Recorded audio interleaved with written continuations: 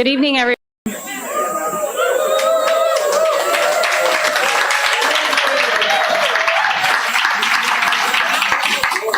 Buenas noches. On behalf of the Board of Trustees for Beyond Baroque, I'd like to warmly welcome you to tonight's program. It's an evening of poetry, community, and yes, a bit of bittersweet moment as we gather, not to say goodbye, but to say thank you to our very own Quentin Ring.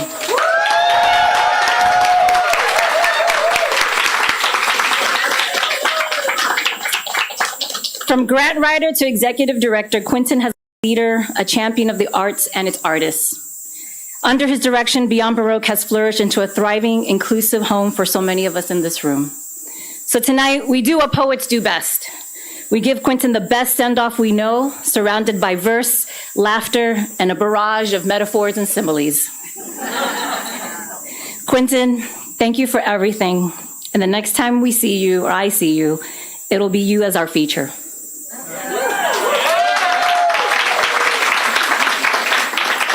That's going to happen. He is going to feature. He's going to be on this side. So I want to welcome everyone once again. Thank you and enjoy your evening.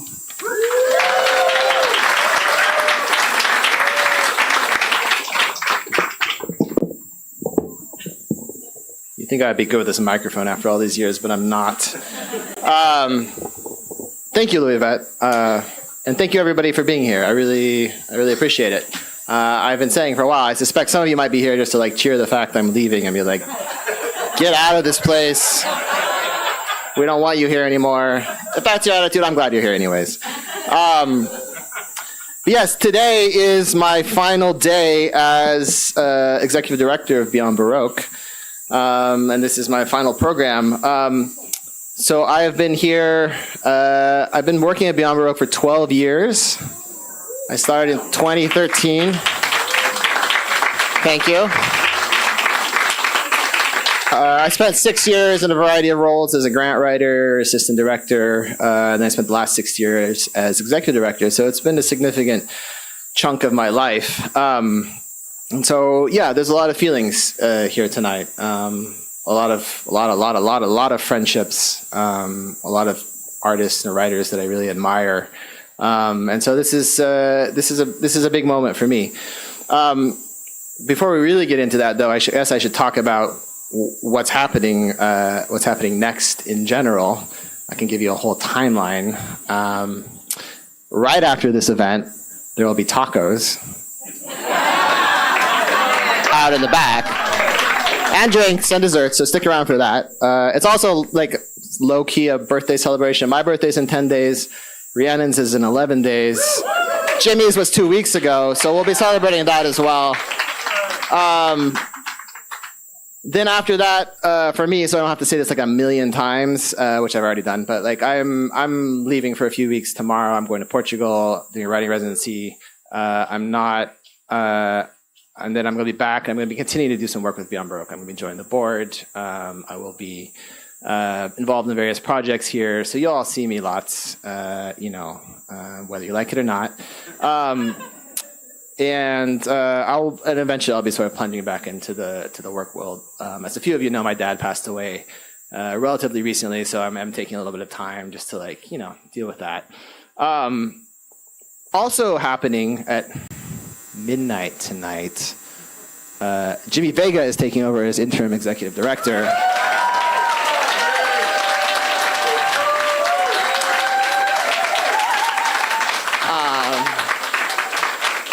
Which I am very excited about. I'm excited for Beyond Baroque for that. I'm excited for me for not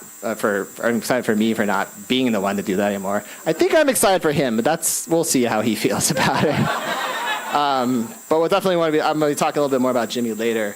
And then on Monday, here at Beyond Baroque, we're going to be starting some renovations. And so we won't have any programming in August other than some online workshops, and the bookstore will be open, but we're going to be rebuilding a few of the spaces that have been damaged by rain over the years. There's some flat roofs that need to be fixed. In particular, my office will be pretty much gutted and rebuilt. I would like to point out, the minute I leave, they renovate my office and give it to Jimmy.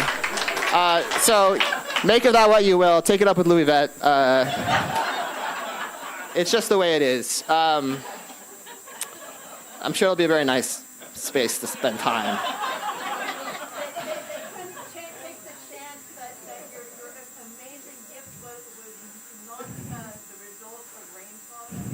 That's right, yeah. That's right. So Beyond Baroque will be closed for August. We'll be back for programming in the fall. Please do come check it out. Sort of low-key announcing, too, we're going to be doing a major fundraiser in November. I think roughly November 8th. We're still locking down a date, possibly November 15th. But it will be, we usually do a gala in the fall. We're going to be moving the gala to the spring. This fall will be sort of a benefit, sort of well-known poets, other folks. I don't think I have to tell anybody at this point, like, what's going on in the arts, in our society, in the world, in our country right now. Beyond Baroque is very affected by this. We've lost funding. We're having other avenues of funding closed off to us. And so we're really trying to rally people to support poetry, to support the literary arts, to support everything we do here together collectively. And so that will be a big deal for us in the fall. I hope you're able to attend. If I'm not sick of all of you, I will probably be there too. But it is just really important. And so there'll be a lot more of those details announced, probably later in August or September as we sort of work them out. So please do support and if not just us, but all of our communities across Los Angeles, which are in a rough shape right now. So that's what's going on. I don't really know beyond that. My forecasting is not as good as it used to be. But more immediately, right here, right now, here tonight, we are having some readings. I made the rather bad decision to host my last program. I think I should just be here enjoying it. Here I am. But the reason I'm doing this is because I think I will miss it, for one thing. But for another thing, for me, this is really a chance to say thank you. Thank you to everybody in this room. I know many of you, most of you very, very well, have worked in a variety of capacities with you over many years. I have many of the Beyond Baroque community here. I have some old friends here, family members here. And so I really appreciate everybody being here. And so the readings here tonight, it was really, I sort of thought to myself, how could I possibly put together a program for my last day? And there was no good answer to that question. There's too many writers that I love. I love their work that I've worked with here over many years. There's too many poets that I'm close to. And so it's an impossible task. And so what I ended up deciding was I just really wanted to showcase a variety of writers who I've worked particularly close with in building Beyond Baroque, building community, or other kinds of programs. Even so, there are so many people in this room that would fill that category. And so what I just really wanted to do is have a group of people that I could say thank you as they come up, but also through them talk to everybody in the room and say thank you as well. And so it's pretty heavy on a lot of staff members of Beyond Baroque who are amazing writers, board members, partners, just people that have just given a lot to Beyond Baroque or to me personally, or that I formed a connection with over the years. And so I think we'll have fun. I hope we'll have fun. We'll find out. If not, there's still tacos afterwards. But yeah, I also, before we really get into that, I hope the program and some of what I have to say tonight will form a little bit of a picture of my own personal experience here, like how the place has grown over the past 12 years, where I'm coming from, why I'm here, and also the sense of community that is formed around this space, which is very important. It is a little bit of a top-heavy program. I usually do not say that much, other than give us money. And so I will be talking a lot more in ratio to the number of poems that are read. So I hope you all can bear with me on that. I will also be saying thank you to a lot of people. I will inevitably forget people, and so if I haven't thanked you, this is my blanket, thank you. So yeah, I think I just kind of wanted to give a sense maybe of why I'm here, like why I've been doing this for 12 years, which is not something I really address very often. You know, in the work that I do, like even in conversation or certainly up here on stage, it's usually about the poets. The first thing to say is I think that does require some justification because this job is not easy. It's not easy running a small nonprofit. It's not easy running a space for writers, even though I love them. It's not easy running a space for artists in the United States, which doesn't really care about artists all that much. It's not easy being in Venice, where there's a lot going on. You know, I think variously over the years, I'm starting with the bad stuff. Doing this job, I have been punched in the face. I have broken up fights. I have seen people pass away. I have coaxed a naked woman down from climbing the tower out front. I have had our porch burned down by some woman who was, I think, holding a full moon ritual the night before we opened following the pandemic. I have dealt in this theater with the aftermath, I wasn't here for it, of an escaped mental patient attacking someone with a knife, which then resulted in other members of the audience beating him with folding chairs until he ran away. That was a long time ago. The security measures are much better now, so you don't have to worry about that. I've been told on this podium on more than one occasion to go fuck myself by angry poets. There's a few other examples. I can't think of them all. So you know, why do I do this? I mean, one of the reasons is I like it, honestly.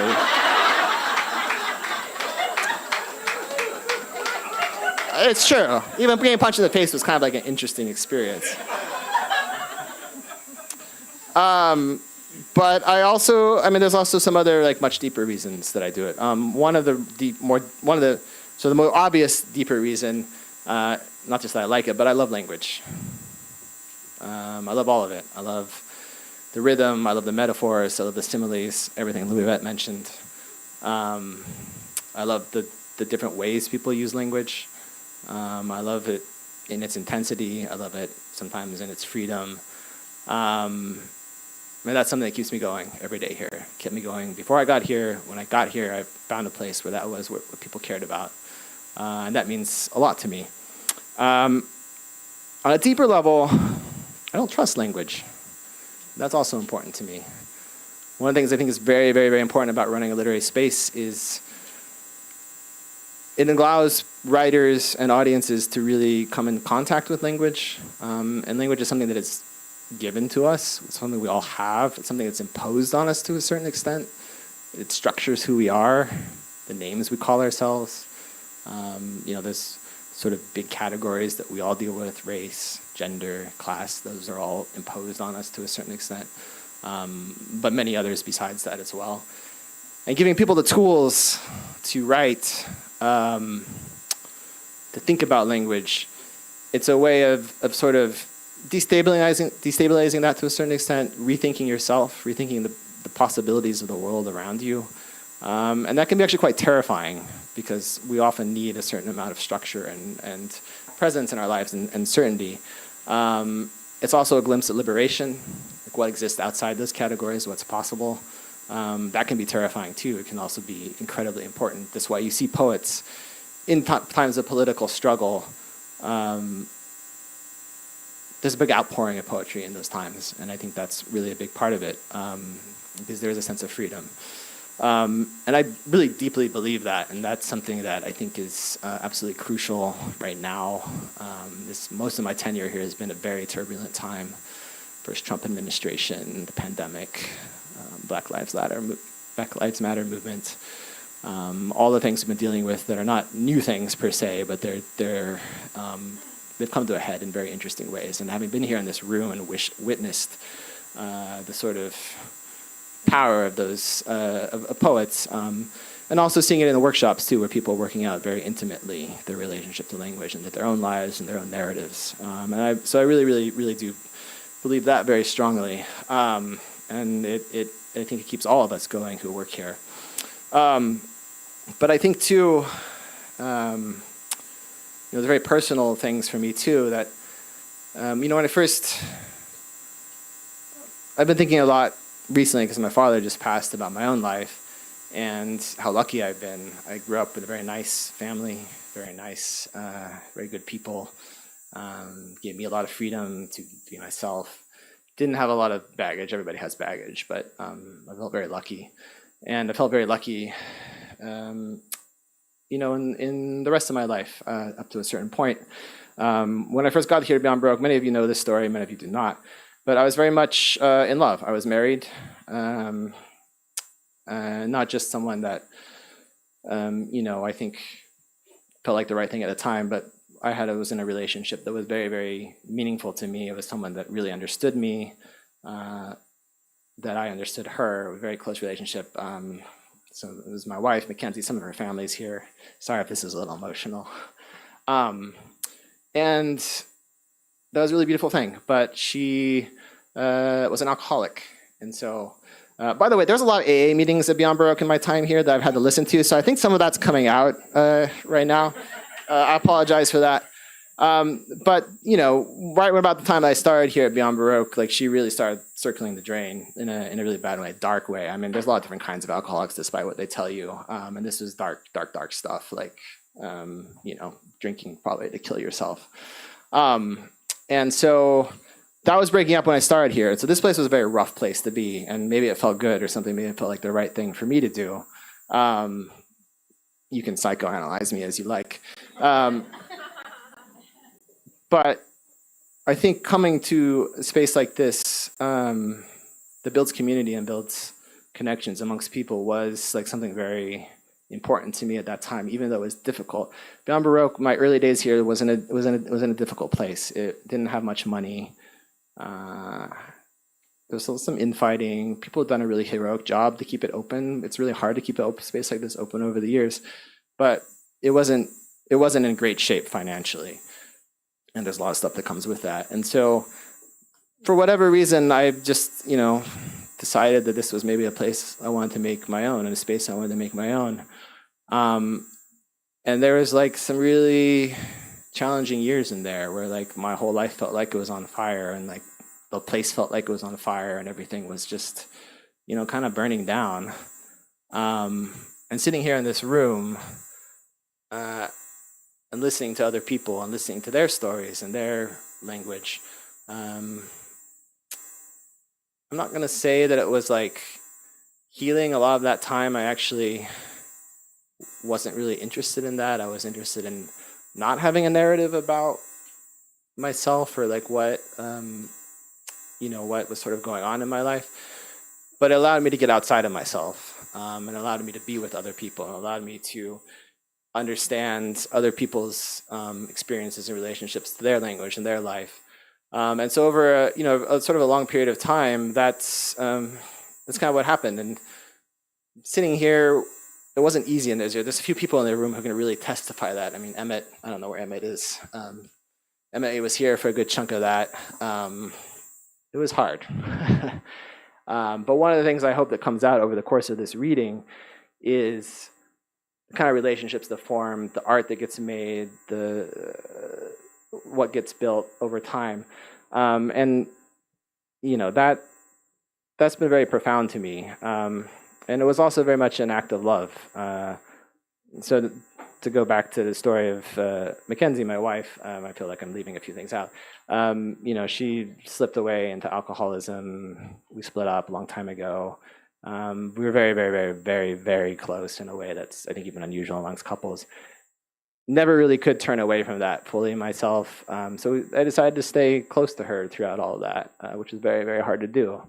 And she actually ended up sobering up and getting better, and was talking to her like every week. And then one day she called me and said, "I've relapsed and I don't want to die." And then she died 9 days later. And so that happened about 2 years ago. And so at that point, that was, I think that's been a long journey.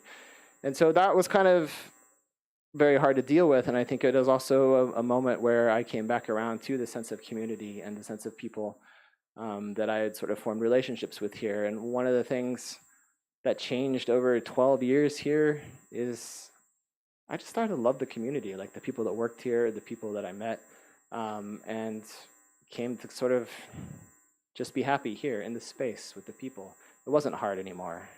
It's hard work, but it wasn't hard to be here. It was with people that I cared about and that I learned from, and I learned how to deal with these kind of situations. And so when I started here, I was a writer.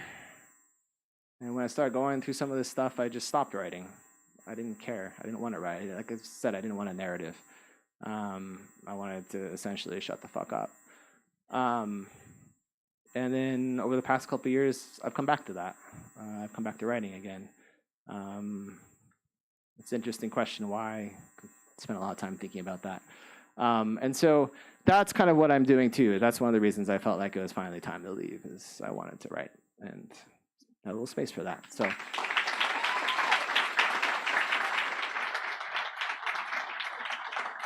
The AA is strong in this place. George Smith, who can't be here, unfortunately, was an alcoholic when he founded it. He was closeted, and so he has a whole long story about his journey as founder of this place. So, anyways, that's kind of what this place means to me, and that's really why I want to say thank you, because as much as I've tried to do for the community, like what it's given to me has been very, very, very powerful, and I owe so much to those of you who I'm close to, others of you who are artists, and that I don't know as well, but I just appreciate your work. Just friends of the space, friends who have come, who aren't poets. So truly, thank you. That's what really tonight is about. So I have talked way too long, and so I kind of want to dive into the readings and just saying a few things about each reader. We are going to start off, I hope, with our former president of the board, Shonda Buchanan, who is our one virtual guest. Shonda, this is really weird. I can't look at you.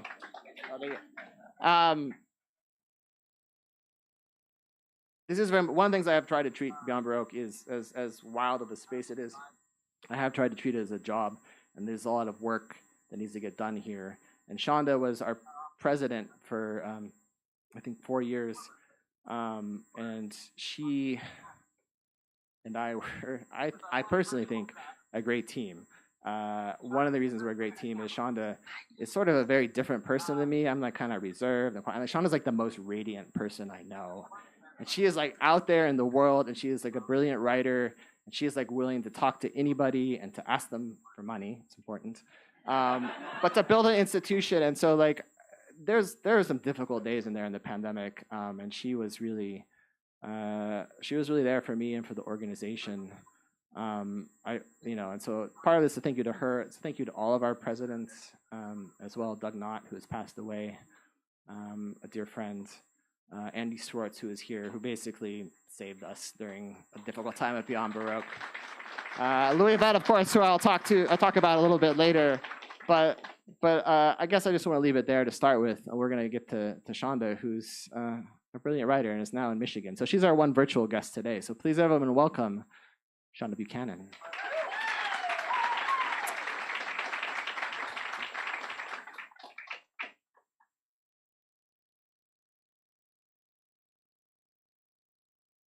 Yes, Quentin, can you hear me? So I want to say that Quentin is the king of Beyond Baroque. It has been such an honor to work with him, one of the most decent people that I know. And every time that I saw him, that first time that we were having, we had like dinner or drinks at someone's house. And I thought, wow, this is a pretty cool guy. He's cute too. And then, I was like, oh, but I'm going to join the board. So we can't act on this passion that we have for each other. Anyway, it's a joke, total joke. But yeah, the time that we spent together, the work that we did together, oh my gosh, the pandemic was such an interesting time to work together, and Quentin pulled us through, I have to say, everyone. He is a cat herder. He is a shepherd of Beyond Baroque.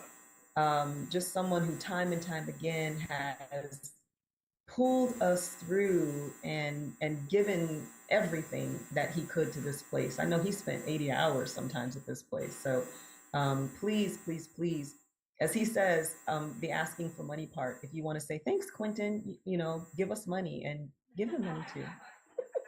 Yeah.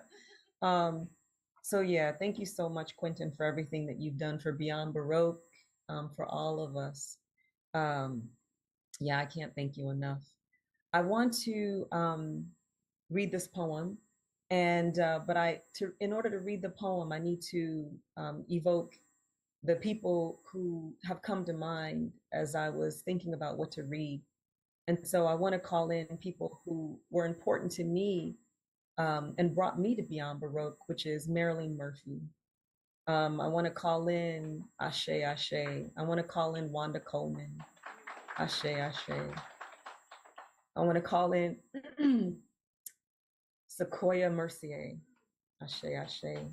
And then I want to call in Peter Harris. Peter Harris, who adored Quentin, like we all adored Quentin. And again, when I was thinking about what to read, I said, I'm going to read one of my Nina Simone poems.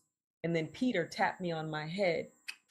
He says, sis, go get my book, Bless the Ashes. And I said, okay. And then I was like, what do you want me to read?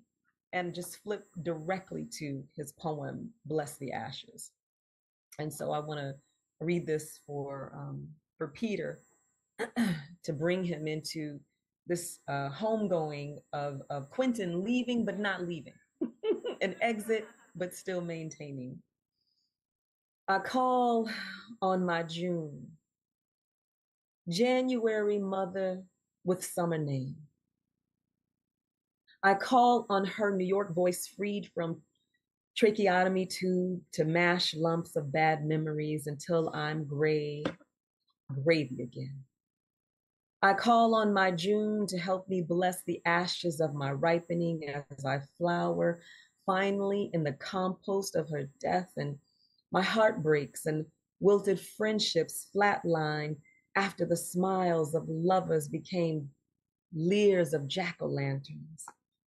I can see her full moon face rise from the handwriting that overwhelms the single spaces of letters she wrote me on groaning legal pads.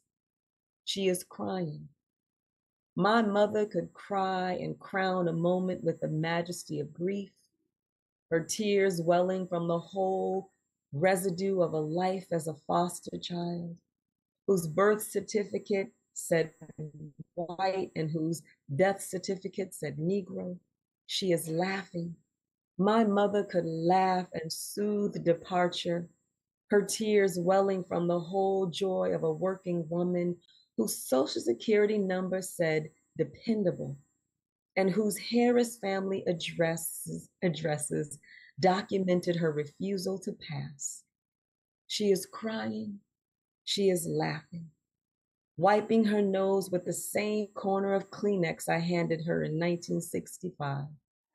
Her visit soothing me like the bath she drew to make chickenpox stop itching, comforting me like her fearless kiss on my scabby soft spot, like the clean sheets she spread on my twin bed. She'd come to dance with me on the second line, winding back home from her funeral. She says, it's time to stop mourning. Her death, my heart breaks and wilted friendships, and her bedtime kiss, the ripped pages of her 20-year-old letters, the clink of quarters she handed me with orders to run downstairs and buy her a chocolate sundae from the frozen custard truck with its tinkling bell. Our Saturday night trips to buy me the latest Fantastic Four and Silver Surfer comic books. Every time to stop mourning the tough love.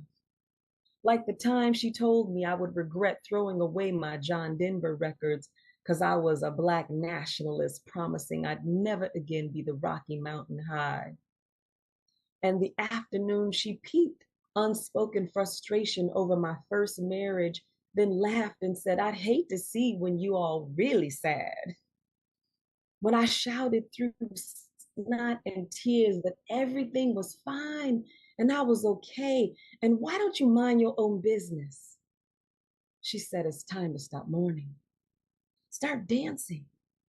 Follow the badass band, playing the music for the ceremony that will bless the ashes that gotta be swept away.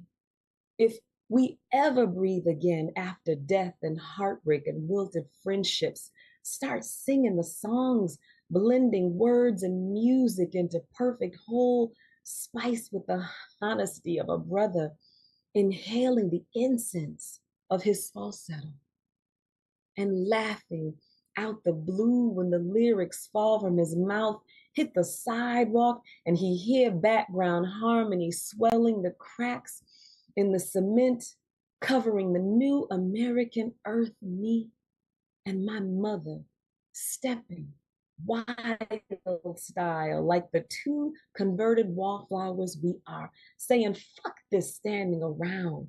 Let's dance this time. Legs pumping like Ghanaian women pounding fufu. Let's dance this time. Arms waving like church fans, air conditioning the Baptist skin of our Virginia aunts. Let's dance this time. Eyes closed, trusting we ain't stepping on nobody's toes. Let's dance this time. Finding music in the pounding pain of our lives. Let's laugh, let's hug, let's party, then turn to our past and speak, my bad, or I forgive you. Speak, keep dancing, following trail away from funerals for every good that's ever died naturally. Since I'm flesh, she out of body, I ask, why I got to give up like I got horizon on my forehead? Why I got to have open heart surgery with invisible yes and sidewalk whispers as anesthesia? Why can't I hold a grudge and swear on the shelter of calcified indignation? Shit, she don't even miss a beat. Ask me, what do you stand for in the lives of your friends? She points to the ghosts holding up the walls we pass. They lining our path like soul-trained dancers who forgot which beat to honor. They wearing clothes that make me think it's the two wives I've left. Children whose raising is pockmarked with gaps in time. It's the last lover who see her future without my touch. A friend whose hands turned radioactive on his woman because he couldn't say goodbye to her love. But they all wearing my face, they all me. Mom's turned to me. Trach tube, a rattlesnake in her throat. I hear her rasping funeral arrangements to me as I sit with her in the ICU room at the Greater Southeast Memorial Hospital in July 1984. I'm taking dictation.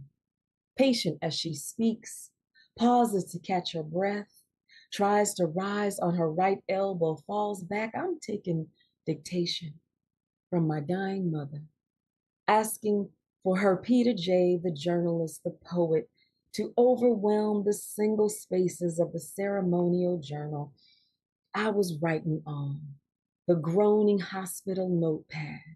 Since I was her flesh, she was my mommy, I asked what we were doing. She smiled, wrinkled the horizon on her forehead, said, who else?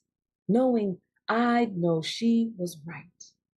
This was my gift, not daddy's or a big brother's or little sister's. This was my job, facing the ghosts, speaking for the ghosts, dancing with the ghosts. That's what I stand for in the lives of my friends. I see my new moon face reflected in her handwriting. I am crying. I cry and crown a moment with the majesty of grief, my tears welling from the whole life she helps me learn how to live. I am laughing. I laugh and hear her New York voice, a symphony out my mouth.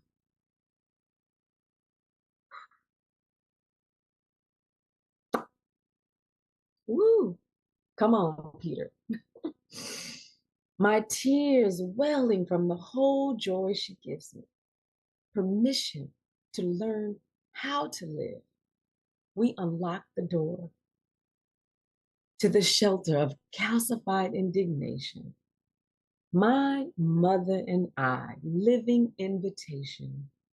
We join on the second line by every me I've ever been. Every good that's ever died is alive in our moment. It's time to stop mourning. Follow the badass band, playing the music for the ceremony that will bless the ashes that got to be swept away if we ever breathe again after death and heartbreak and wilted friendships. My mother say, fuck this standing around. The funeral is back that away. Live, keep dancing, speak, keep dancing. Say my bad or I forgive. It's time to stop mourning. Keep your head to the sky and tear the roof off the sucker.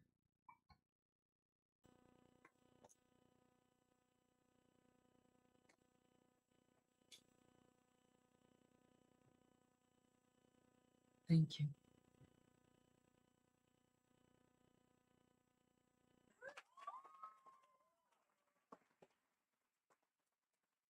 And also for Peter J. Harris, who I met when I was 20 years old. I loved him then. I love him now. We miss him. So next up, we have the great Will Alexander. Will was Beyond Baroque for me in the very beginning. It was a difficult place here, as I said, and Will was our poet in residence. And a lot of my early days in Beyond Baroque were just focused on talking to Will. He's one of the great surrealist poets, one of the great experimental poets, someone deeply, deeply, deeply invested in expansive conception of language. And I think when I got here, I decided for myself that this is what I want to support. This is what work I want to do. And he's given me a huge amount over the years. And so please, everyone, give it up for Will Alexander, Beyond Baroque's poet in residence.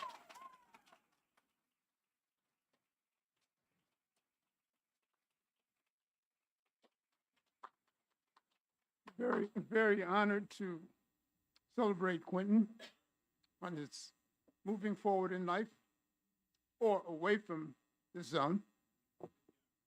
Hello, can you hear me? Yeah. Okay. So I'm going to not take too long.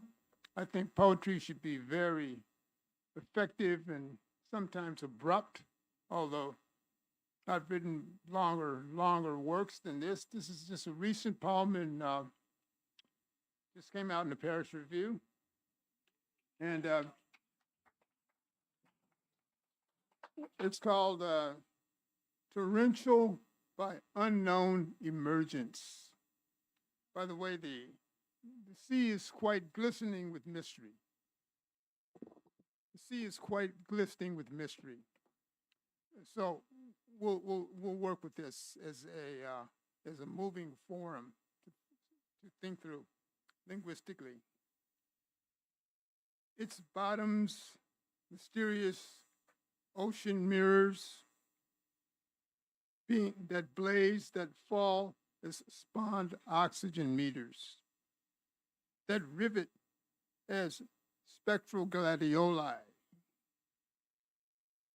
never by barren transmixture, but by holographic mirrors that spiral and transmute by miraculous living pattern, that forego impasse by pure event.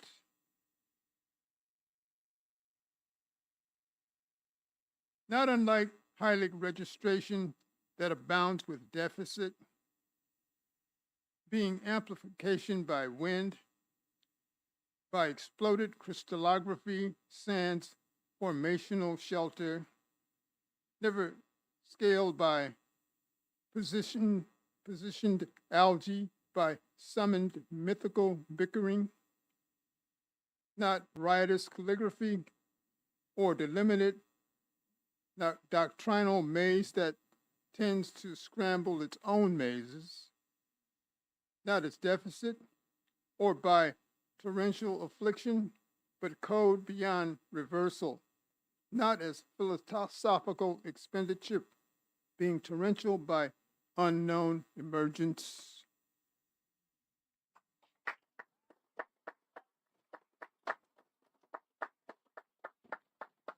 It's my opinion that poetry is not an entertainment, but should spark the mind to continue to work. 3 o'clock in the morning, 2:30 in the afternoon. Poetry to me is a living torrent that I enter and work through in life. And we'll just do one other piece here just to keep going. It's called A Nexus of Phantoms, comes from my second New Directions book. My first New Directions book. It's called A Nexus of Phantoms. In a lorikeet cave, motions exist of disintegrated swans. In a translocated lake brimming with harvested poisons, sealed by corruptive postmortems, such swans staggered by microbial reasoning, their aggressive nest anatomical with anomaly, with drafts of strenuous incarnadine leanings, with a thirst which hurdles conspiratorial invasives, alive with coronal oceanics, open like a clouded trail of rendings. Analogous with the auks, the pelicans, the mergansers, perhaps with the petrels and the gannets, under the power of darted mocking orations. The swans looking back on solemn blood perusal like a form of death breaking roses on a shore. It is the example of phonograms of lost and compacted lenses turning within a charismatic fall line or an isoneph or what an avian would announce in Greenland as a catabolic wind. The swans, like a haze of magnetism or implied gondola locations where the scent of each lorikeet is consumed and brought to dazzling eclipse refulgence. In another foci, in another depth, their form self-challenged. In a cloak of suns, their power de-revealed with 7 moons burning, reduced to 2 intense incendiary magnets. And these incendiary magnets, like a nexus of phantoms, scattered across a geometric optometry.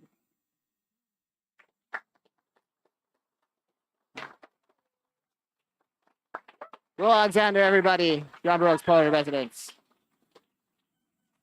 Thank you, Will. All right, so Will was like the major part of my early time here, sort of intellectually, artistically. I want to fast forward a little bit to one of Beyond Baroque's employees. Rhiannon Cielos Chavez just started with us last year. And I think it was kind of like the moment where I felt like our staff had sort of formed, something like forming like Voltron, Wu-Tang. Like he was like the final piece.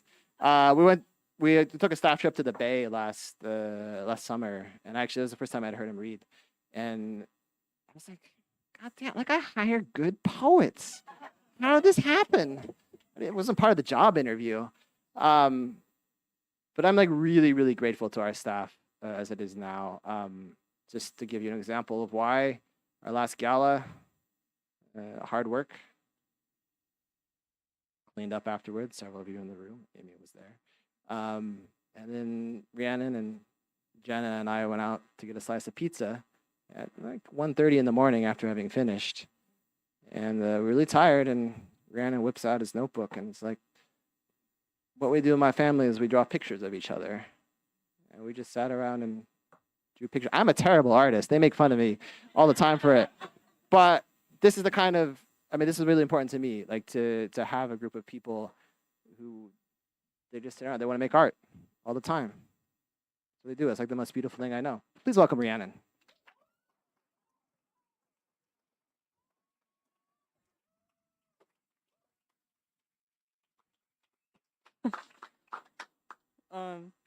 You say that, Quentin, and I had to run out of here really quick because I wanted to grab this drawing I made for you as a goodbye present.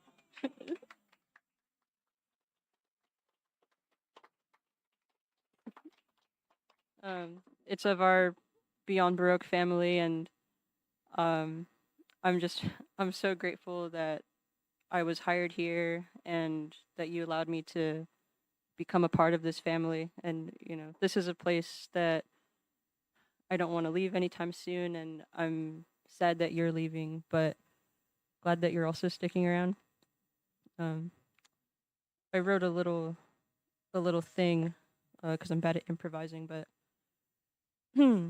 I think it's fitting that I get to go after Will Alexander because the poem I'm going to read, it's only one of 2 poems I've written about Venice, but it's about the time I saw Will Alexander driving out of the Yum Yum Donuts parking lot. But seriously,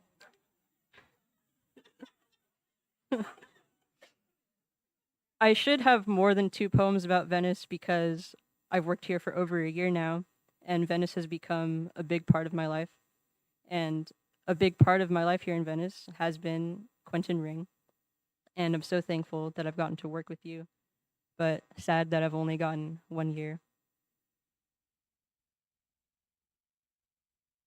All right, this poem is called Venice in Grandview. Will Alexander through windshield, exiting Yum Yum lot. Big eyes, big stains, powdered jelly already on lips, seatbelt, fingertips, therefore steering wheel. Front tires angled right, beanied head turned left, watching for me. Then, matrix collision of solar proportions. Me through windshield, I fly, too excited seeing astronomical philosopher eating $2.99 meal deal. Coffee splashes boulevard, right pimple pops off upper forehead with rest gooing to gutter. He, worried, emerges from scarred shiny, slaps sandwich down, mayo mixed with me. Boy who prints my poems, are you hurt? As for shrapnel lodged under teeth, some big words escape. Screw stolen cat, busted bumper, caved car, I am toast, 89 cents. Scoops me into powdered palms, I transcend solid matter, seeping through poet philosopher fingernails until perpetual crescents of me, the underneath, every blue divine henceforth. So, yeah, those emails, get them to me by end of day.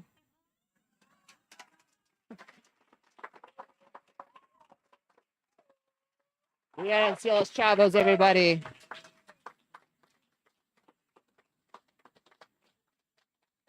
All right, next up, we have Kevorkian, who was a board member here at Beyond Baroque for a number of years. She is very tragically not on the board anymore. She's very sad about that. There's a lot of pressure at a place like Beyond Baroque to do different things, to, have a yoga studio or launch a kombucha line or whatever it is happening in Venice. I have fielded questions and proposals about. Karen is deeply serious about poetry and about language, and she in a lot of ways has been the bedrock for me of what this place is meant to be in terms of being really rigorous about thinking about language. And so she's been a friend and a partner in working here. She's brought in all kinds of artists to this space. She is the one who sort of brought in Johanna Drucker, who was here a moment ago, who helped organize our archive, who I'm also deeply thankful to.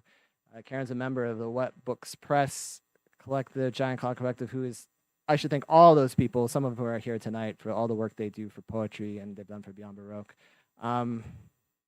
He's like a real poet's poet, and that's like core to who we are. So please, everyone, welcome Karen Kevorkian.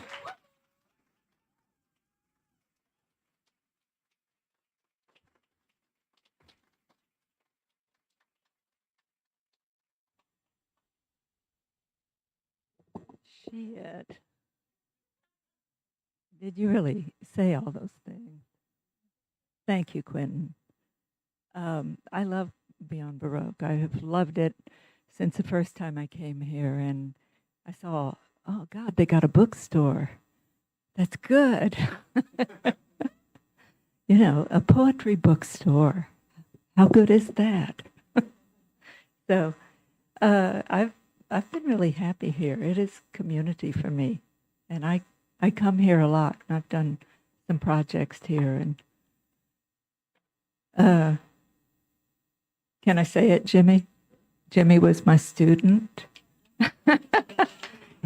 And I said, Jimmy, you should go over there and intern.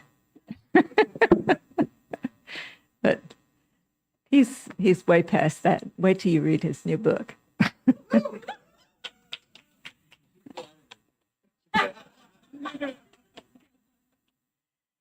All right. I want to say a brief thing about what I write about.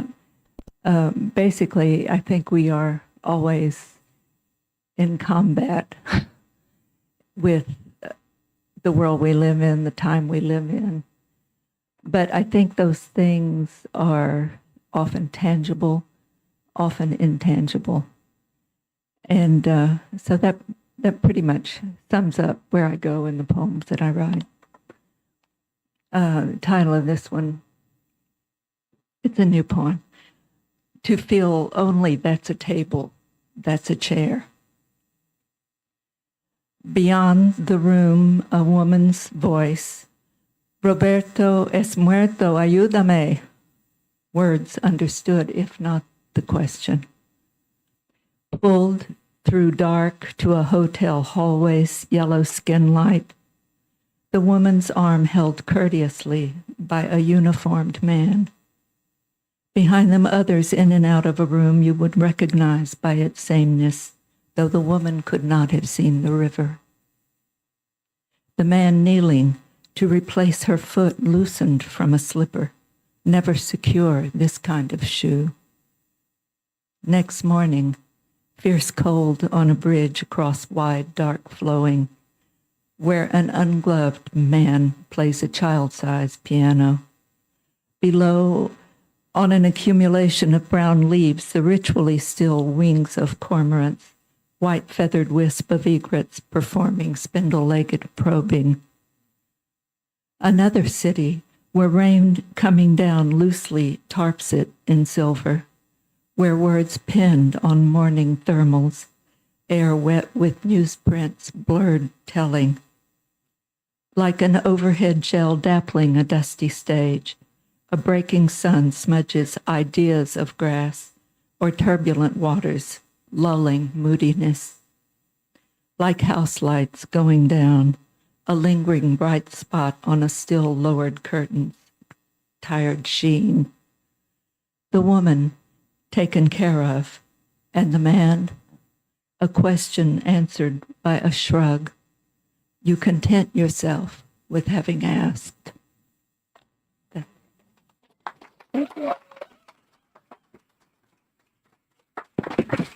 Karen Kevorkian, everyone.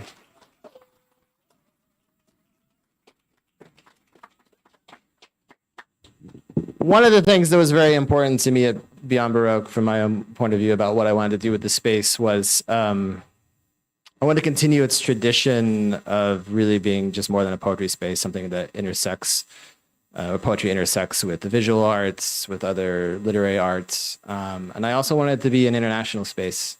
I really think it's very important to think transnationally especially now, but I mean, I think it's probably core to who I am as well. So our next poet, Ramón García, is actually one of just someone I feel very closest to in terms of programming. He was a board member here as well.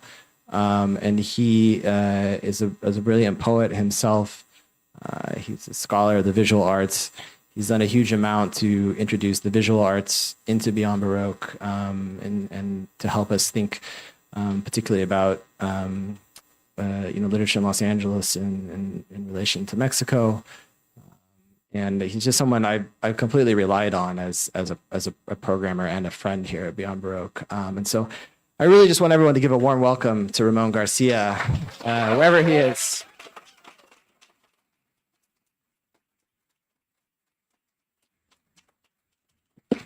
Thank you, Quentin. Well, I'm honored that you would ask me to celebrate your adieu or semi-adieu. I do want to thank Karen Kevorkian and Gail Ronsky, who brought me into the board. And I have to admit, I wasn't sure in what way I could be of service. I'd never been on a board before. But I think I learned a lot from Quentin's leadership and just from watching him and of course, relying on him and getting his advice and his support also for the things that I was interested in initiating and carrying through. So I do want to thank the board also, especially Shonda also, who helped me a lot. And I've just grown a lot, and I really am very grateful for that. And also, I think I've always kind of felt like an outsider, and here I don't. And so it's been kind of a really nice existential crisis. So I'm going to read just this one poem. It's an Ars Poetica. I redirect prayers until God has no need of them and sends them back for safekeeping. Clouds map a homeland, the more earthbound I am. A flight of gulls, choreographed wings marking a passage above suburban housing tracts, draw a dyslexic language of freedom. By prophetic default, I recognize demons, feed their estrangement in mirrors of necessity. Predator beasts have feasted on my heart, and what remains, delicate feathers of a bird, escaped a stray cat's attack. My calling, the neglected enigma of the tarot reader, psychic palm reader house bordering the 99 freeway near Merced. Its neon frame illuminated blue and white in the flat expanse of night. A huge sign of a hand palm beckons from the house's front, greets drivers, and farewells them as they pass. Thank you.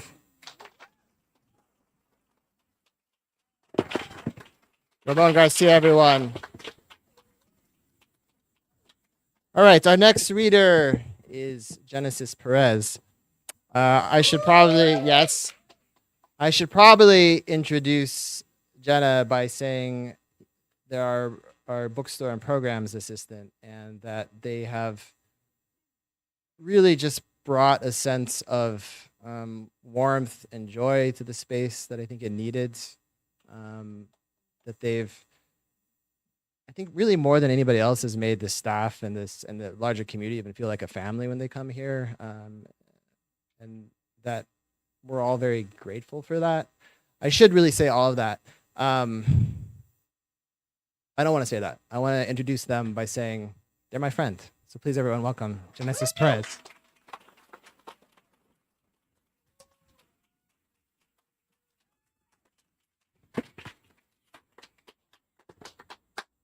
In situations like this, I have the intense urge to be like funny and self-deprecating, and it's one of those rare occasions where I'm going to play this uncomfortably straight. So stretch now. Some of my favorite texts I've gotten from Quentin include just "Hail Satan" in all caps. several GIFs and funny comments, and the phrase "excellent Miss Piggy content today" in reference to a meme. And so, well, but on top of all of those is probably one of my favorite. Oh, by the way, do you want to read my thing on the first? And I was like, "Your going away thing." Yeah, sure. And then I try to think of what to read for it, and I write a lot of really heavy, intense stuff sometimes, and no one wants to hear that. But I'm working on a lengthy piece called "In Your 20s," and it's just trying to capture this time in my life. There's so much changing all the time, and it's giving me so much anxiety.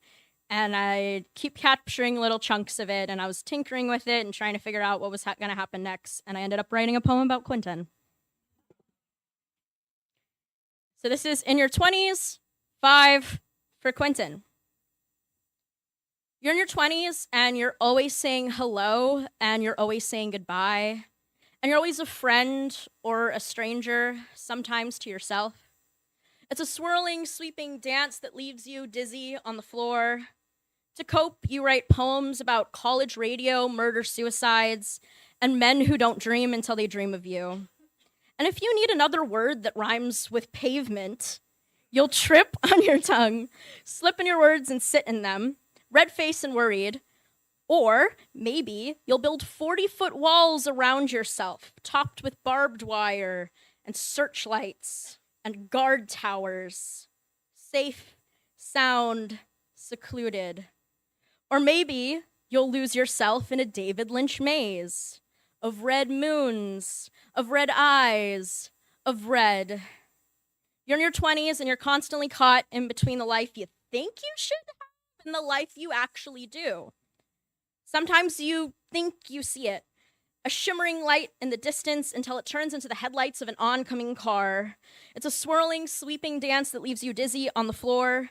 To cope, you whine to other cars stalled in traffic and to men who used to be boys with freckles.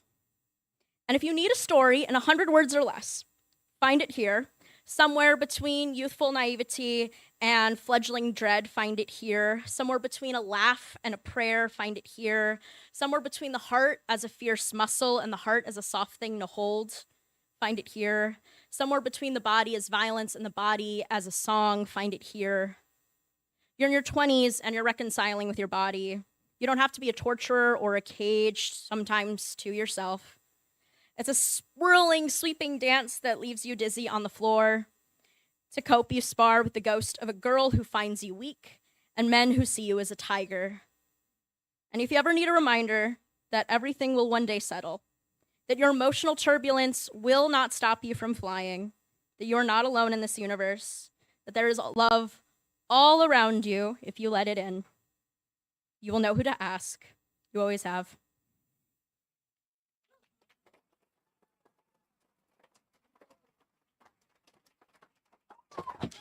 Jenna, everybody.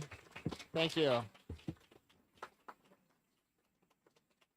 By the way, the Miss Piggy content, I strongly identify with Miss Piggy, so I get sent Miss Piggy content on the regular, or whatever.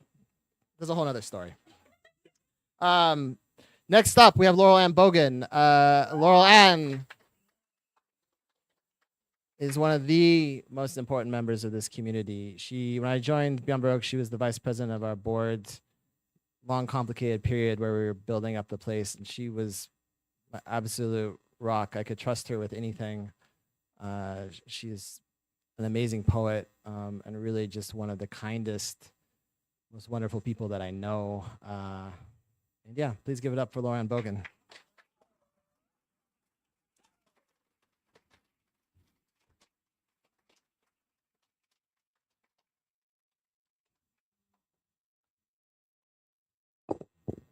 Thank you, Quentin. Can you hear me okay? Okay. Down more? How about that? Thank you. I decided to go color coordinated today. So I wrote this book called Psychosis in the Produce Department. And I feel like all poets should spend some time in the produce department, but most of all at Beyond Baroque. And This my poem is called My Sentence, and it's about my relationship with my art. My sentence. The noose of it wears me big. I weigh and grind my words with method, efficiency, afraid of what they might say and punctuate of my life. At first, I was confused, could not, unknot the stray tangents. The first time I saw my mother, or the last kiss before sleep, wanted to round up order and let meaning fall where it may. Later, I played it out as it showed itself to me, coaxed my human mind to mastery.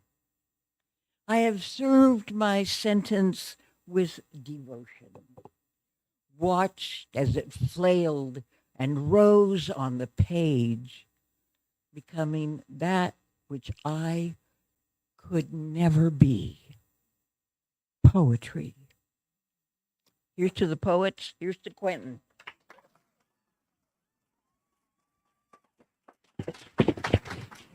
Laurel Ann Bogen, everybody.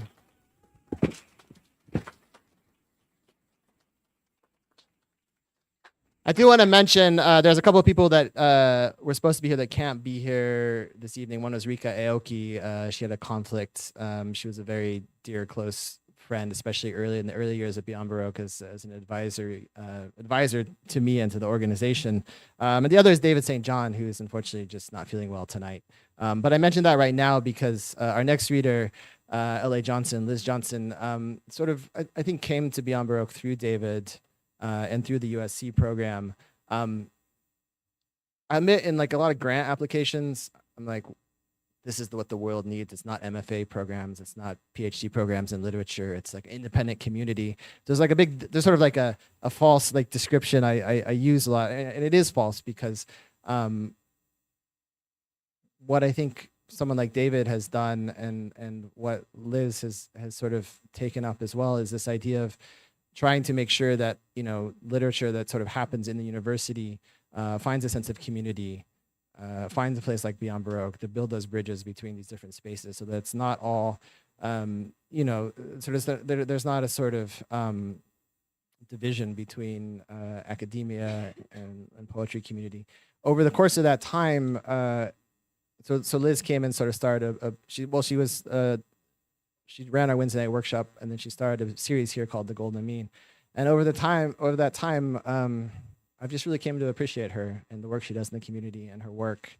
That's really a kind of a model for what I want Beyond Baroque to be, is to gather people who want to build community around poetry and literature. And so I'm very grateful to her for that. So please, everybody, welcome L.A. Liz Johnson.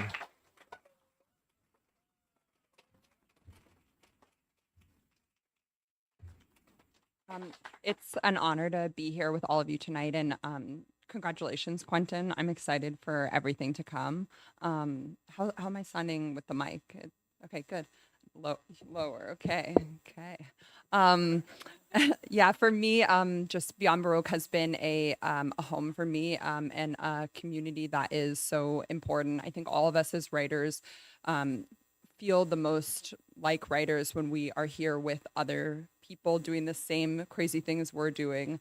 I mean, I love all of you at Beyond Baroque, and I'm just so happy to be a part of this community. I really appreciated what you said and the opening talk about your hope for what language can do. And so I'm going to read a poem in that vein. Invented Landscape. It is the world as I've never seen it. The sky, a kaleidoscope of orange blossoms, and seagulls that drift soft as dandelions, and snow that falls but then changes to glossy clouds, thin as cotton, that float in gentle breeze. where the glow from a high balcony becomes a portal to an orchard untouched by human hands, where every tree blooms with tufts of ivory, the rain descending with low music as the earth cools and smells of soap. A kite in the sky loops higher and higher in the wind until the kite is a circle with no beginning, a day that never ends in night, and a child glimpses wonder in its salt air sail, holding all mystery on a string. This is the world as I've never seen it. I've woken in dark rooms. I've toiled days facing an empty wall. I want to write the world gorgeous enough for my father to return to it. A world where oceans meet, a world of lands never split with fire, where you can tell the time by the stars or the sun or by the dimming minutes themselves, the way they feel light in your hands.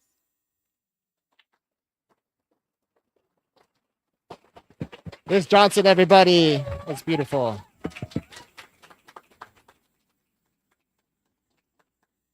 One of the things that's really important in Los Angeles and wider as well is all the people who build community.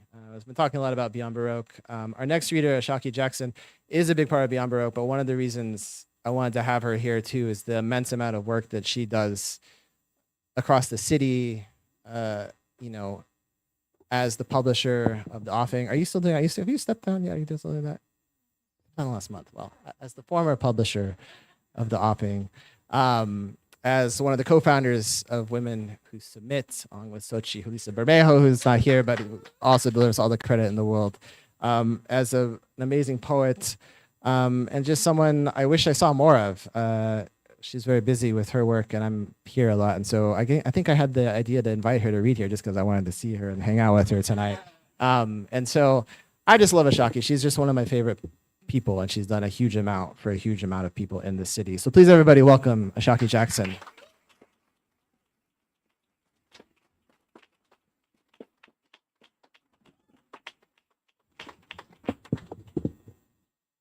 Thank you. Variously, I was trying to think of the first time we met, and my memory is foggy because of the type of work I do. I'm a data analyst, so everything is the matrix to me. And then you start to talk about all those fiascos, and I was like, wait, did I punch Quentin? Is that how we met? I said, wait, I remember fire. Did I burn down the porch? But I feel like it was an email, and you said, hey, can you stop by and help out? And I was like, I'm on my way. It's just an honor and a blessing to have a friendship that burgeons so naturally that you don't have a starting point. And I think many of us feel that way about Quentin, that he has a seat in his heart for each of us. Which is endless seats, something like this fire hazard right here. This is the reason that you couldn't find parking. Everybody is here for Quentin in this neighborhood this evening. So again, I am just honored to be here. Thank you for inviting me. Thank you for the work that you've done, supporting the literary community, building Beyond Baroque, being just sacrificial to make this thing work. I have a poem to read, only reading it because the first time I read it was for the Amanda Gorman Fellowship winners. And it was the Safer at Home initiative, so you got my Zoom face.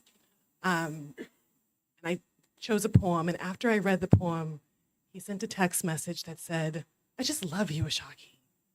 And it was about the poem. And I got that tingle. So now I know it's the best poem I've ever written in my life. Because what is it like for Quentin Ring to love you?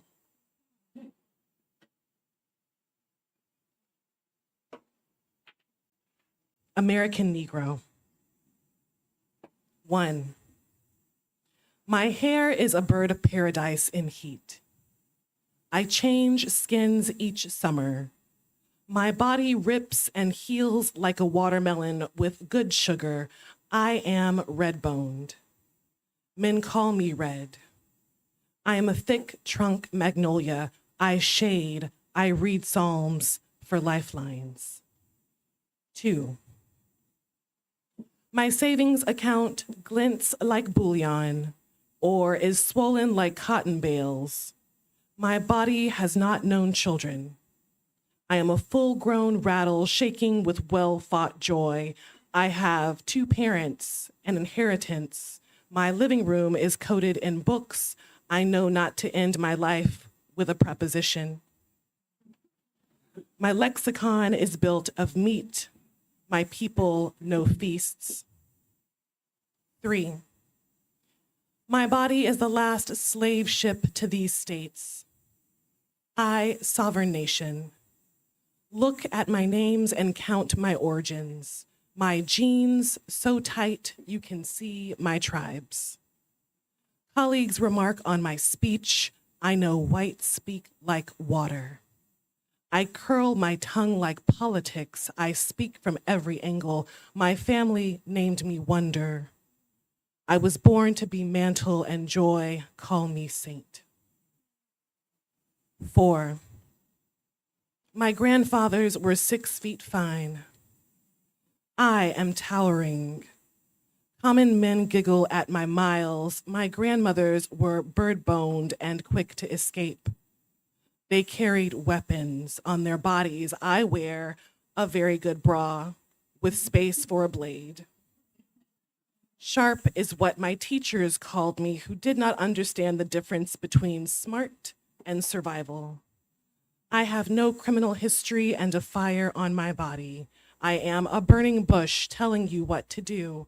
You will listen. 5. I have a debutante dress and good manners. I respect my parents' corrections. I have home training. Listen to my use of ma'am and sir. My black hellos are generous. My take care sounds like go north. I speak in warnings. 6. I hold open doors for my elders. They remember when we couldn't make eye contact with white folk. I remember telling that white boy that I would skin him clean if he grabbed my hair again. I looked him dead in his fears. I have audacity and permission to own this body. 7. My gut is a sanctuary. Men pray here. I am portable safety. Call me North Star. Ogle my shine. I lead Negroes out of bondage. I use shea butter. Children slide their hands across my calves, searching for mama. Grown adults lean on me, call me sturdy, and know I will not bend. I am tired. Thank you.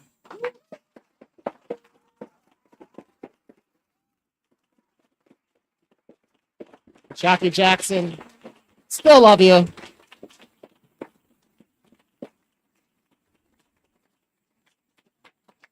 All right, we need to talk a little bit about Perez.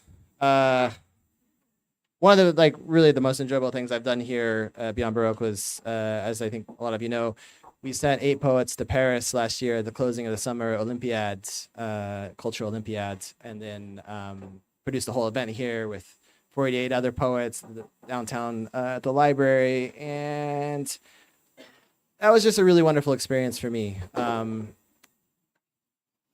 And the next poet that we have reading is Sarah Yanni, who was one of the poets who went with me to Paris as part of that. And I can definitely say that I think that experience and just getting to be friends with Sarah and a few of the other folks that were there, maybe thought, maybe I should just get outside of Beyond Baroque and try to be friends with the writers outside of being here every Friday, every Saturday night. So I really wanted to include her because she's just a great poet, and she's just someone that I really appreciated sort of having that kind of intense experience with. I was just talking with her before. The final reading in Paris was in this boxing ring that they set up downtown, the Place du Châtelet. There's crowds of people there. The mayor of Los Angeles was there. The mayor of Paris was there. And I never thought in poetry I would have a Rocky moment. But Sarah was like, I don't know if I can do this. And I like took out the mouth guard. It was like, and she gave an incredible reading. And so I'm looking forward to her reading right now. Yanni, everybody.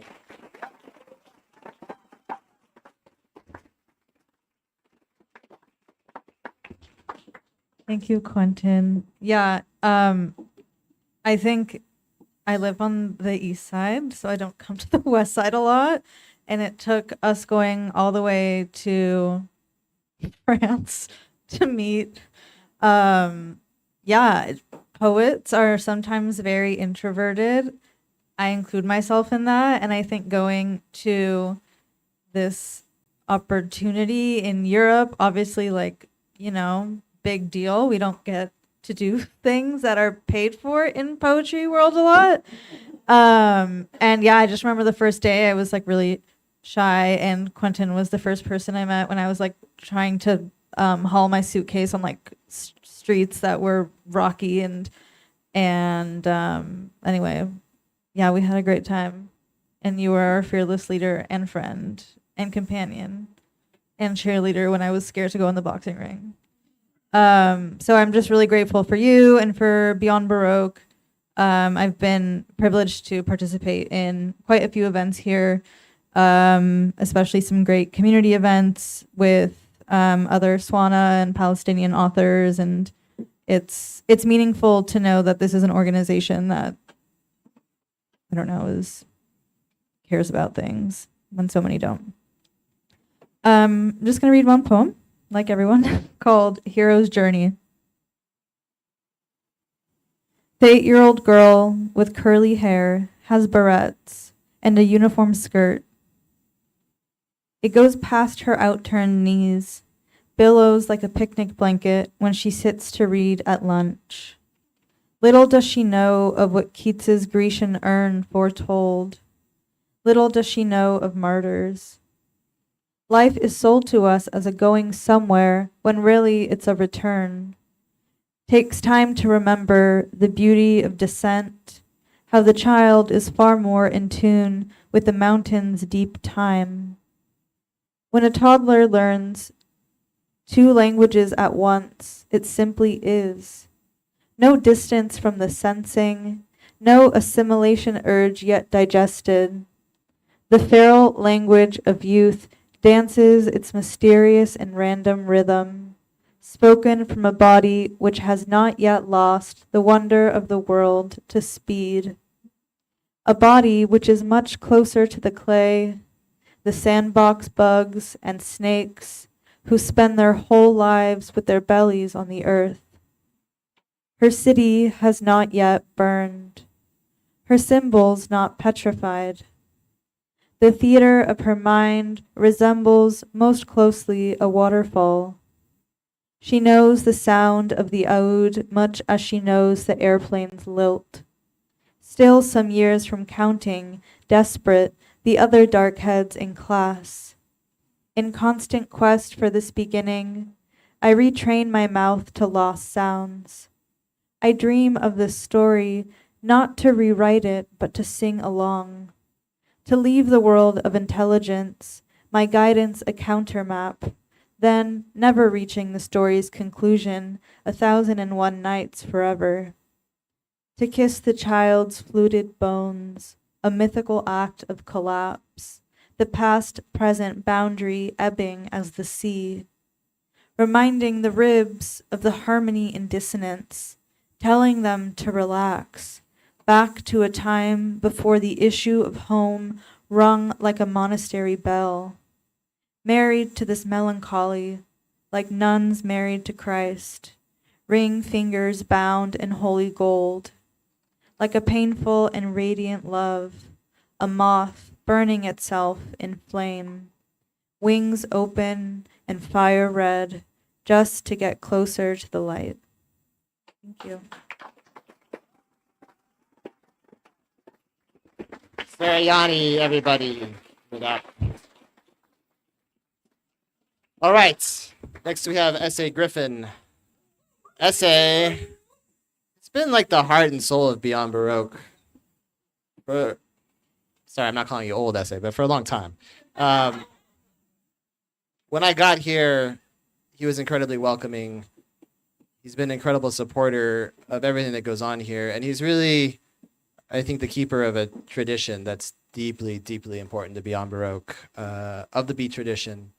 Not as it's mythologized, not as it appears in the media, but as it appears for artists who genuinely want to live a different way, practice their art, open up the boundaries between the arts.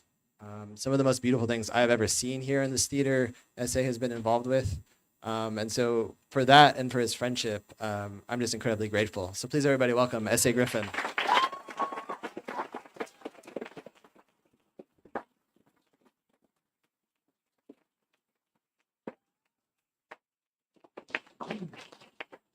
I'm going to back this up a little bit because I'm liable to get a little loud. And I don't want to fuck you up too much. Thank you, Quentin. I'm honored to be here. Honored to be here. And thank you for everything that you've done to help move this place forward and carry on with George's. And thank you all for being here tonight, too. Lady, we are here for the sweet stigmata of the poem.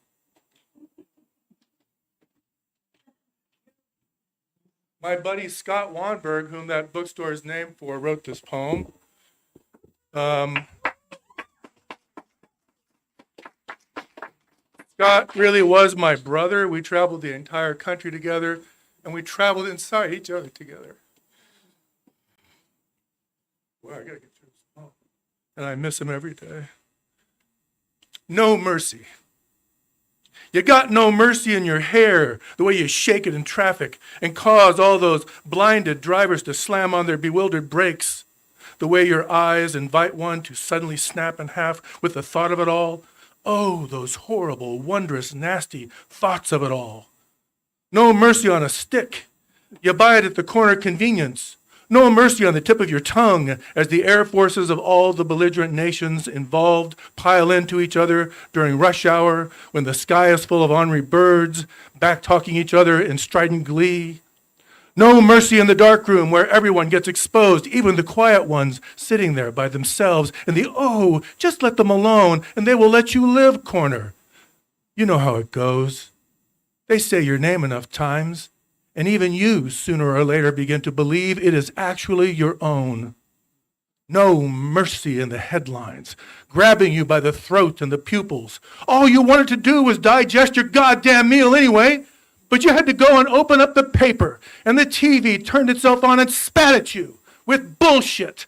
And the pretty anchor people were all dead inside, and all you could do was fall onto your knees right in front of it all and sing, "No mercy in the headlines, no mercy in the bloodstream, no mercy in the chorus line, no mercy in the Richter scale.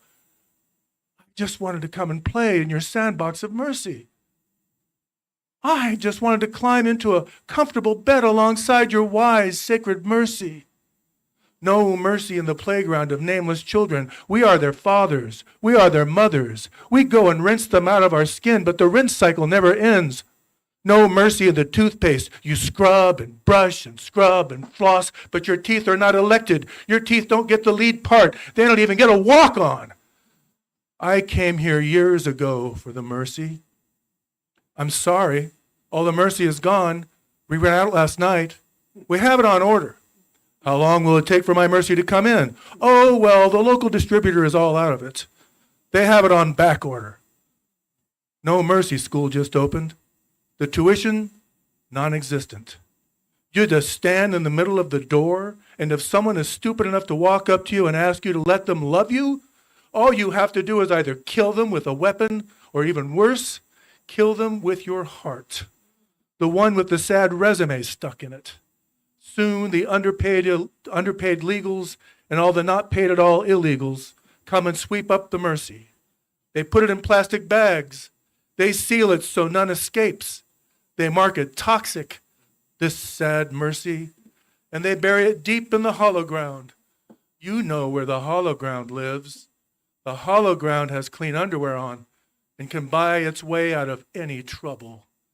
I don't have any hollow ground to throw at you. I pick it up. It burns my hands.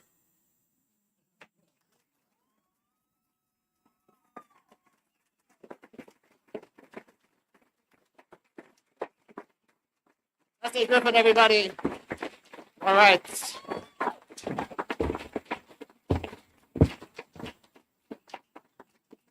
Our next reader is Beyond Baroque's programs manager. He's often the one up here doing this. Iván Salinas. There are a few big moments in an organization when someone comes in and kind of really transforms things. And I really feel that way about Iván. We hired him as a fellow, I think 2021, and he was immediately just so great as a programs fellow at the time. And I think like long before his fellowship was over, we just like offered him a full-time job.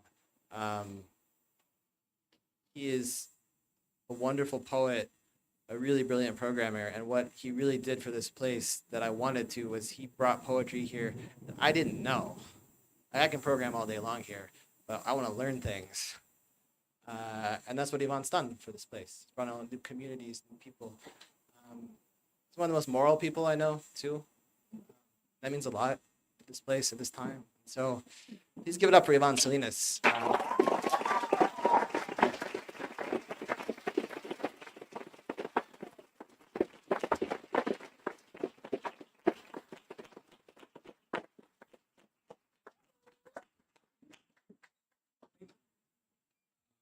Thank you all for being here tonight.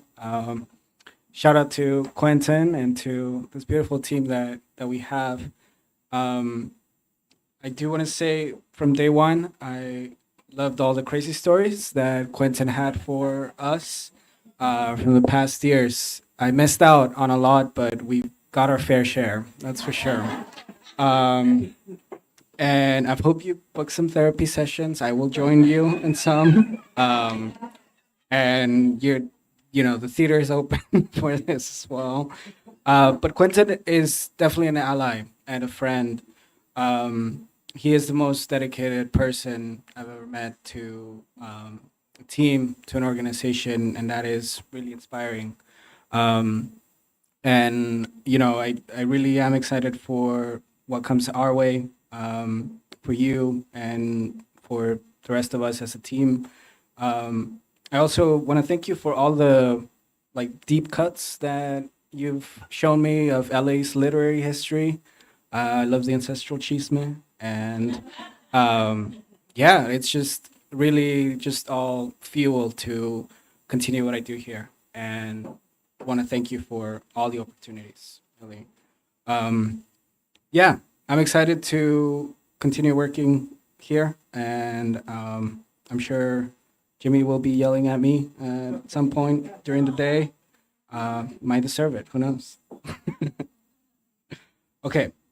We're an almost all brown team. And that really is, talk about a new era for an organization like Beyond Baroque. This one's called Agua de Jamaica, which is hibiscus water. Agua de Jamaica dyes the pale mannequin over the boardwalk, a vibrant Cali red. It runs down the naked torso of a woman's statue in Windward Circle, while sunburned tourists snap a selfie outside the butcher's daughter. Shirtless Z-boys mash up Jamaica leaves in the middle of Abbott with their skateboard wheels. Jamaica rain sweetens the overcast. It fills up the backyard pools after skating in them all day. Broken hip bone, scarred tissue stamp, itch in Venice, born X-raysed on suicidal tendencies, oakwoods and fences and psychotic youth screaming, "Fuck the cops!" Against the sunset, over the shoreline. In 76, a more hippie version of me, with salty lips, drenched in sand, would carry momentum volumes. A Peace Frog 45.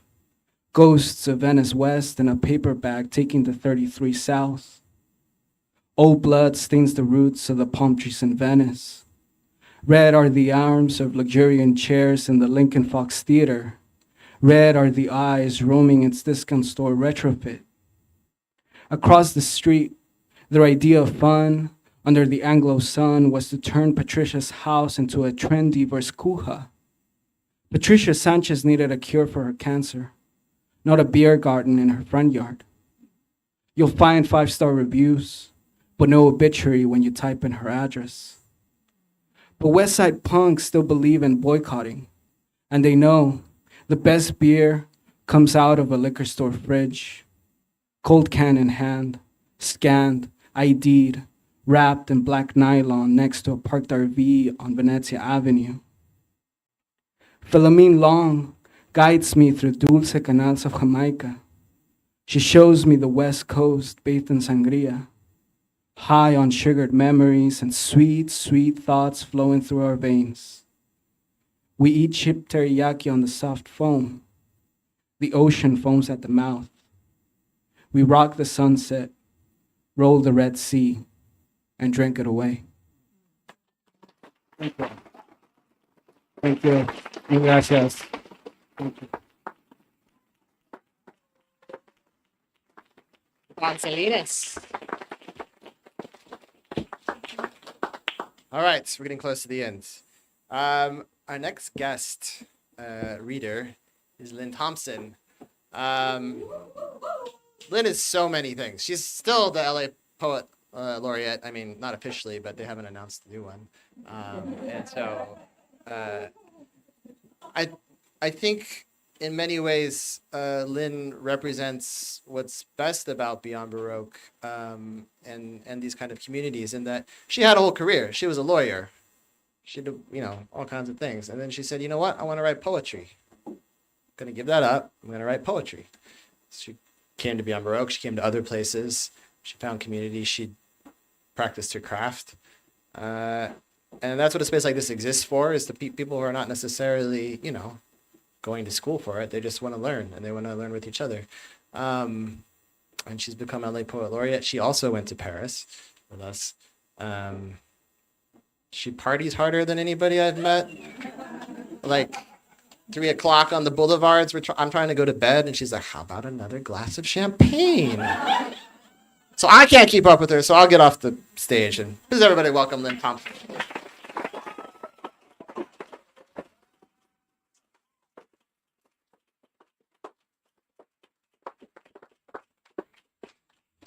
I was going to say that's not really true, but then I did do that champagne thing.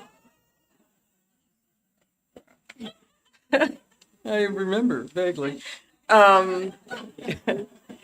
So I woke up this morning thinking about this event coming up and kind of going over in my mind the trip that we've all been through, that have been through Beyond Baroque. Starting with what I think was my very first workshop here with Quincy Troop. Only 4 of us showed up, and he acted like it was 40. And I said, this is the place for me. Welcomed me into the community. I started there. I went to the woman who stepped out of her jeans when I was sitting right where Karen Kevorkian is. And she kind of I was like, why is she standing so close to me and she's taking her clothes off? That stood out in my mind. One of the major events at Beyond Baroque. And then I was thinking when you came along and became the executive director, and about 2 months in, the lawyer in me said, now we're going to whip this place into shape. And I just think what you've done for this place is amazing. It's hard to imagine it without you.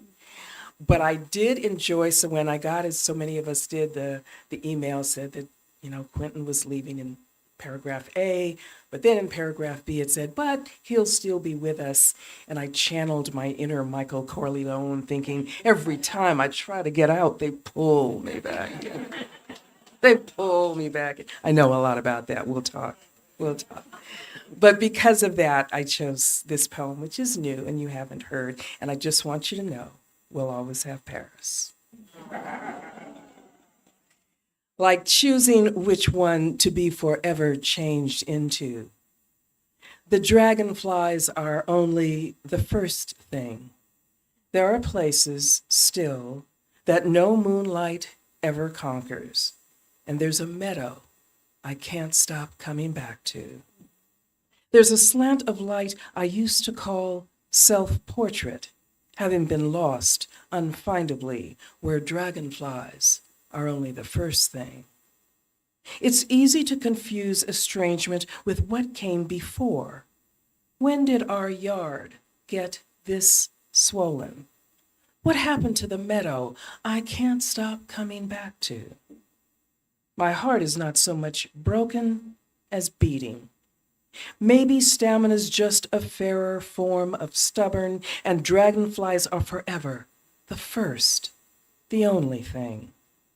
It is our shadowed tenderness I break inside of, a forest that stands at the exact center of sorrow, alongside a meadow I can't stop coming back to. Then again, everything is findable, even now. See how sky becomes an echo of what's flown through it? There are dragonflies, which are only the first thing, and also the meadow. I can't stop coming back. I love you.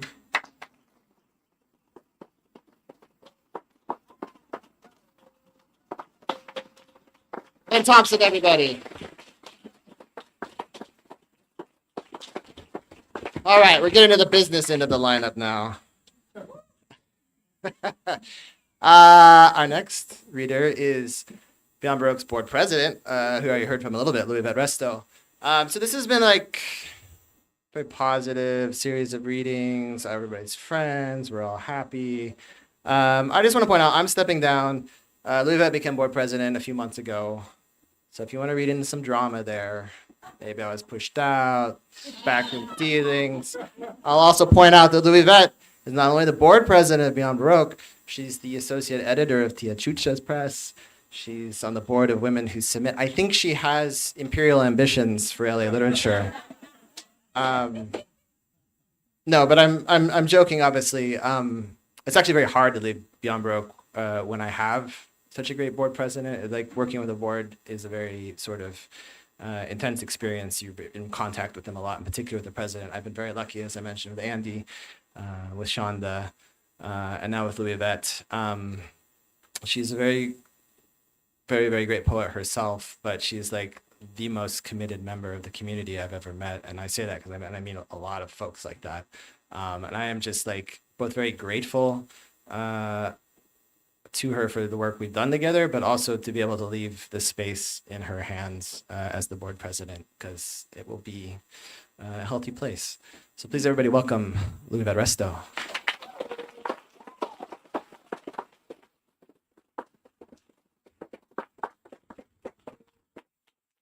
Thank you, everyone. I'm going to say a couple of things before I read my poem. So when Quentin approached me, I think it was in November, about the position of presidency, and I had only been on the board for a couple of months as secretary and taking notes. And he's like, "Hey, how about this? Shonda's leaving." And I was like, "Oh, I'll think about it." And he's like, "Oh, just full disclosure, I think I might be stepping down." And I was just like, "Oh, fuck." So it was really a hard decision to make, but I was like, okay, let's do this. And it's been the last 7-8 months of working with him has been incredible. And we're not losing him because he's still going to be around. And then Jimmy is coming into the space right away. So we're in great hands, and I'm really, really excited. But also about Quentin, he didn't mention, he and I have a huge debate that's going to keep going on about pizza. So I just want to share something really quickly. I think it was my first board president board meeting, and he's like, "Oh, I'm gonna buy pizza for everybody." And so I'm a New Yorker. I'm a Bronx girl. Thank you. And so I have very specific needs when it comes to pizza. Jeff is already, he knows what's up. So I got excited. I'm getting pizza on my first day at work. I was like, yay. He shows up, no disrespect to Venice. He shows up with this box that looks like pizza. Again, the appearance of pizza. The box looks like pizza. He opens it up, and it is in the shape of a pizza. It's circular. Okay, I'm just gonna put that out there. Then there's just salad. Avocado. And I'm like, straight up, like, what the fuck is this? And he's like, oh, it's a salad pizza. I'm like, dude, this ain't no pizza. I don't care if they cut it in a triangle. I'm like, where's the sauce? And he's like, there's no sauce. Where's the cheese? There's no cheese.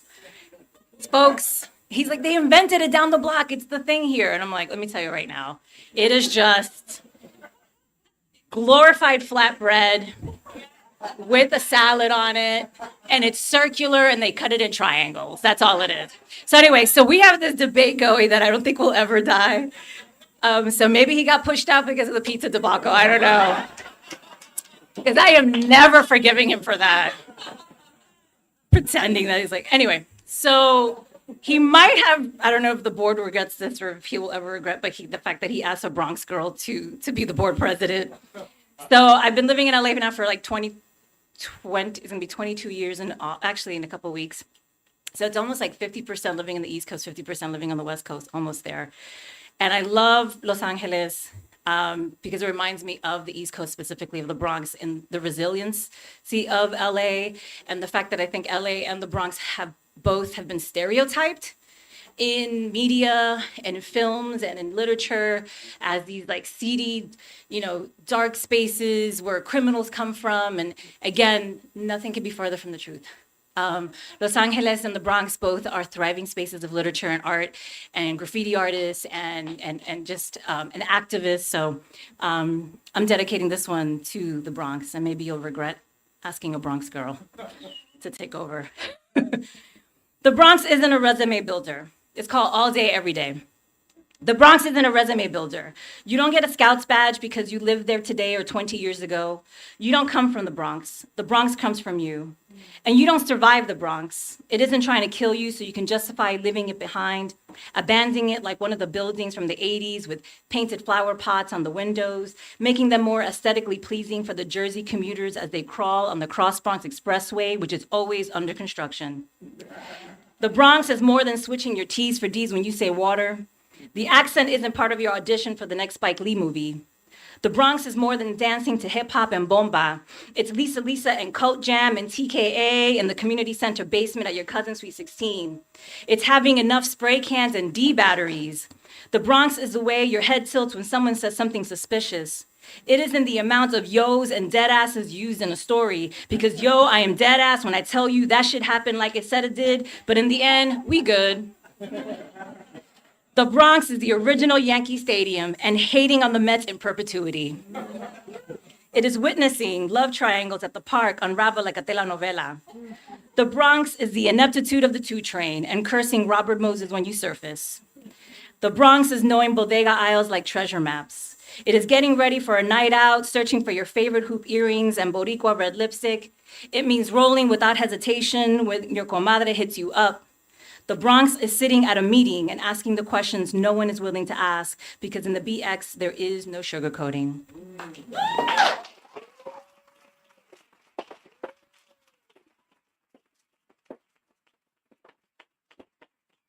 Luivette Resto, everybody.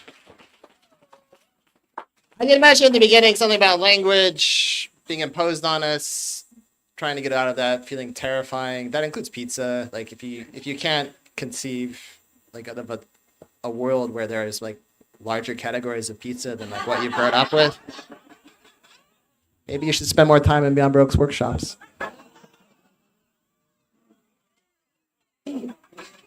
Sorry. We have one more reader. I want to say a few words of thanks before we get to that. I especially wanted to thank George Dewey Smith, our founder, who I wish could be here tonight. Unfortunately, he couldn't be. I wanted to thank Richard Modiano, our previous executive director, who hired me originally and gave a huge amount to this place. I really want to thank all of our board members. I can't name them all, both past and present. Quite a few of them are here. You guys have done a lot for this place and for this community. And I really want to thank everybody else that's here. I've probably, worked with thousands of people at this point over the past several years, 12 years, whatever it is. And those of you who are here are a big part of that. It's given me a lot. But I am happy to leave. Not entirely. I will be continuing to work here, as I said, on a variety of projects, joining the board myself. But I'm happy to take that stress off of myself. And I'm also happy and feel very good about doing it because we have someone to take over, Jimmy Vega.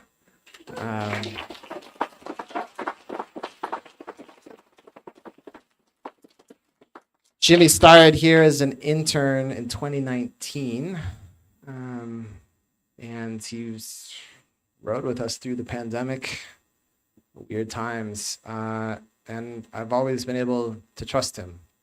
Like anything, he'll get it done. He's incredible with people. He's one of the kindest people I know, although there is a rumor that he's has a really violent temper. I might have started the rumor, but if he throws the podium, you understand. But as far as I can tell, he's a nice person. He's given everything that it could possibly ask to this place, and so finally I said, you know what? I don't have to do this anymore. There's this guy here who can do it all. Why don't I just get out of here? And I'm really grateful to you, Jimmy, for taking this on because it is a lot of work. I think with everybody in this room, it'll be okay, but it'll be a lot of work. The other thing about Jimmy is he's a really fucking good poet too. So he has a new book coming out. He'll have plenty to say in the months ahead about being director, et cetera, et cetera, et cetera. But I'm really excited to hear him read. So please, everyone, give it up for Jimmy Vega, Beyond Baroque's new interim executive director.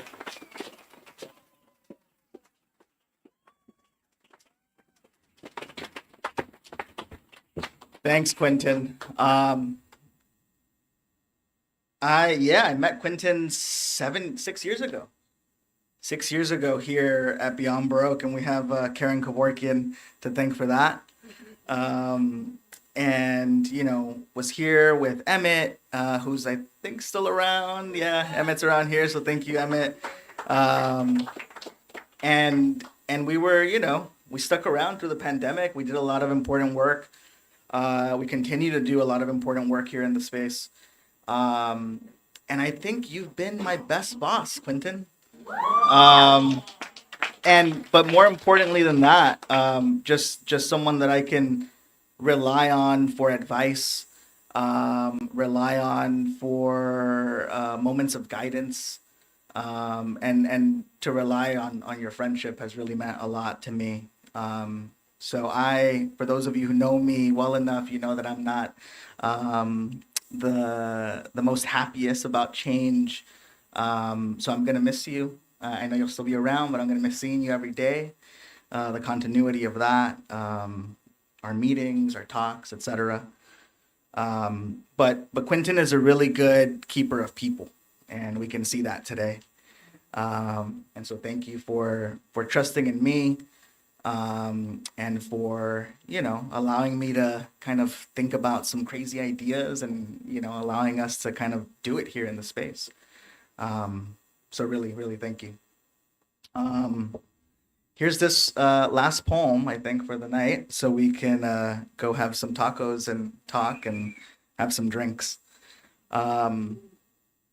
This one is for Karen Kevorkian, Holiday Mason, Quentin Ring. I am no longer a list of attachments. I am no longer a list of attachments, a sensory amalgamation as combustion neurosis. I am my mother's quiet prayer, transient flicker, brief as causality, hazy amber videotape hue, unexcavated memory. I am the formal cause of an unfound poem, weightless and yearning in Rambodian solitude. Now that I'm in love and no longer a poet, instead hummingbirds singing my grandmother's secrets, one whose ashes are kept in non-cobwebbed ancient church archival box revolution. I keep thinking about who you'd be if I never left, how the desert can't hold you or how all flowers beg for rain. I keep reading in the dark to hide my lizard brain by licking my own wounds. If pain is everything, my tongue becomes my sacrificial ofrenda, yearning to meet you within golden hum.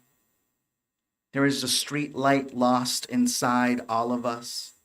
How else could we radiate past midnight? If you've ever been followed inside fluorescent aisles of a convenience store, raise your hand and repeat after me.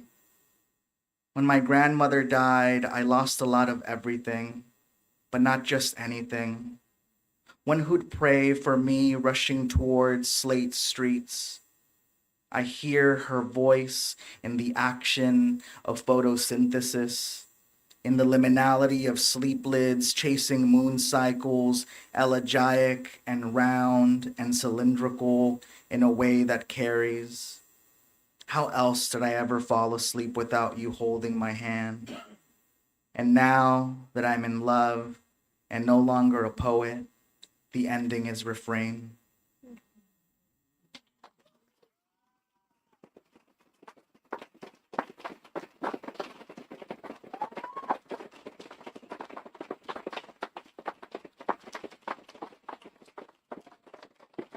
Thank you, folks. If you can and are able, please join me in giving Quentin a standing ovation. Thank you, Quentin.